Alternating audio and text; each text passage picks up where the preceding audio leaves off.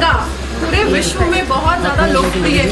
ये भारत की धरोहर है, भारत की संस्कृति है। जिस तरीके से बुनकर पूरा दिन अपना पूरा परिश्रम लगा के पूरी तरह से मेहनत करता है, तो मैं ये चाहती हूँ, पूरे मेरी खुद की अपील है सरकार से भी और यहाँ के पूरे सब बुनकर समाज से भी, कि ज़्यादा से ज़्यादा हम हथकरघा को अपनाएं और पावर लूम को कम करें। क्योंकि यहाँ पर अभी मैं जो देख रही हूँ तो उल्टा हो रहा है।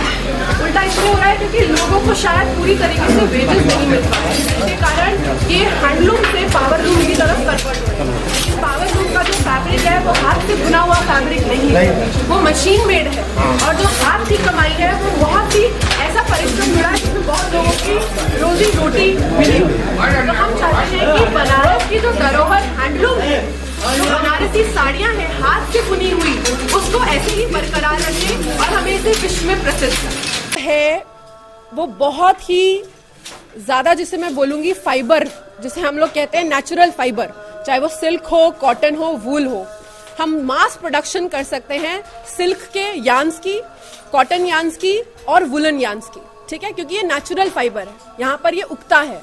मलबेरी सिल्क जिसे हम बोलते हैं, जिसका आज मैंने देखा कि कतान सिल्क की जो साड़ियां बनती हैं उसका जो फाइबर आता है वो वहाँ बेंगलोर से ये लोग लेते हैं। यही है, बेंगलोर से जो ये लोग लेकर आते हैं। फिर मैंने उनसे पूछा और कहाँ से आता है, तो उन्होंने बोला चाइना से आता है। हमने बोला आपको चाइना से क्या जरूरत है, क्योंकि वहाँ सस्ता फाइबर मिलता है।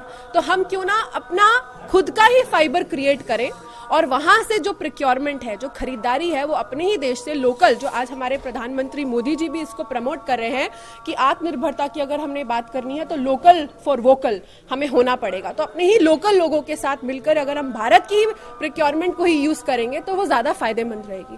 तो जो धागा हम बना रहे हैं, चाहे वो सिल्क हो, कॉटन हो या वुलन हो, जो भी नेचुरल फाइबर से है, उसका ज्यादा से ज्यादा प्रोक्योरमेंट हम भारत से ही करें। और उसको करने के बाद हम चाइना जैसी जो खुद एक अपने आप में आत्मनिर्भर कंट्रीज हैं उसको छोड़े और भारत को आत्मनिर्भर बनाए। बुनकरों के बीच में, बुनकरों के वेलफेयर के लिए एक बहुत बड़ा मिशन चला रही हूँ, जिसको हम कहते हैं संकल्प फॉर खादी। आज बनारस में हम बनारस की धरोहर को देखने के लिए आए हैं और बनारस की धरोहर है बनारसी साड़ी, हथकरघा का काम। तो मैम क्या आपने बात की? मैं बहुत आश्चर्यचकित हूँ यहाँ आकर। मैंने सोचा था कि यहाँ पर मुझे ज़्यादा से ज़्यादा हैंडलूम पे काम करते हुए बुनकर लोग दिखेंगे, लेकिन मैंने जब यहाँ आके देखा तो सिर्फ 10% ही यहाँ पे बुनकर लोग हैंडलूम पे काम कर रहे हैं। बाकी पूरा बनारस जो है वो पावर लूम पे कन्वर्ट हो चुका है। ये बहुत आश्चर्यचकित है।